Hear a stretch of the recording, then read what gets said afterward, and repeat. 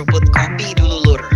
Karena obrolan kali ini tuh obrolan yang awalnya cuma seliweran di kolom komentar, terus pindah ke forum, dan sekarang naik kelas, rame lagi dibahas di mana-mana. Isu Indonesia diisukan bakal membeli sistem pertahanan udara BUK M3 versi Belarus. Dan perlu admin garis bawahi dulu dari awal, isu ini bukan barang baru di channel ini. Admin sendiri sudah pernah membahas topik BUK M3 ini beberapa kali di konten sebelumnya. Waktu itu responsnya masih dingin, masih dianggap wacana. Tapi sekarang ceritanya beda. Karena belakangan isu ini hidup lagi. Dan bukan cuma di forum luar atau netizen, tapi juga mulai ramai diperbincangkan di lingkaran diskusi pertahanan dalam negeri, yang oleh netizen sering disebut sebagai lingkaran atau lembaga keris. Kalau isu lama yang dulu sepi tiba-tiba naik lagi, biasanya itu bukan tanpa sebab. Sekarang kita ngobrol santai aja loh. Indonesia saat ini jelas lagi nutup celah pertahanan udara, bukan belanja buat pamer. Kita sudah punya sistem jarak dekat, manpads, radar-radar baru. Tapi di lapisan menengah, jarak 40-70 km masih ada ruang kosong. Dan disitulah nama BUK M3 sering muncul lagi. BUK M3 ini bukan sistem tua, ini versi paling modern dari keluarga BUK. Rudalnya bisa menjangkau target sampai 70-75 km, ketinggian intersepsi sampai 35 km, dan target secepat Mach 5 lebih masih bisa dicegat. Yang bikin banyak orang kaget itu cara kerja sistemnya. BUK M3 pakai vertical launch system. Rudal keluar ke atas lalu belok ke target. Artinya dari arah manapun ancaman datang tetap bisa ditangani. Satu baterai Bukia biasanya terdiri dari radar utama AESA, kendaraan komando, 4-6 kendaraan peluncur, total 24-36 rudal siap tembak. Satu baterai aja, itu bukan main. Nah sekarang kita masuk ke bagian yang paling sering ditanyain netizen. Indonesia bakal beli berapa? Sampai sekarang belum ada pernyataan resmi dari pemerintah.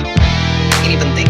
Tapi kalau kita lihat pola belanja alutsista Indonesia, diskusi forum pertahanan, obrolan analis regional, muncul satu angka yang paling sering disebut dan paling masuk akal.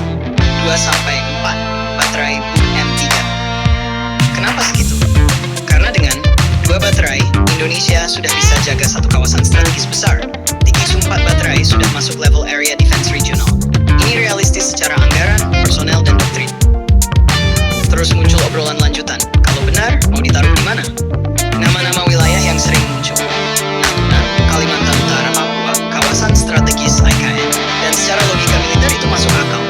Karena BUK M3 bukan buat jaga satu Indonesia, tapi buat mengunci wilayah vital.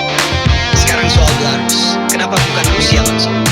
Belarus itu jalur ekspornya, lebih fleksibel, lebih cair urusan politik, lebih memungkinkan kerjasama teknis. Buat negara yang ingin tetap bebas manuver, jalur Belarus itu lebih aman.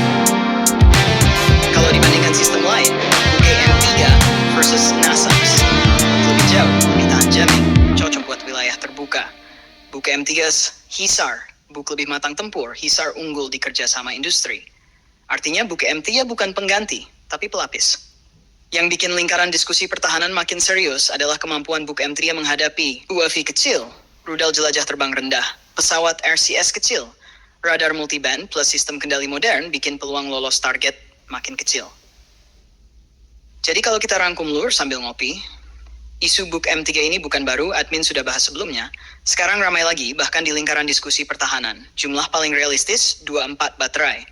Perannya medium range area defense. Fokusnya, wilayah strategis. Kalau ini benar terjadi, maka Indonesia bakal naik level di pertahanan udara jarak menengah. Sekarang giliran kalian lur. Menurut kalian, 2 baterai cukup? Atau harus lebih? Tulis di kolom komentar. Dan seperti biasa, jangan lupa subscribe, like, dan komen di bawah sambil ngopi.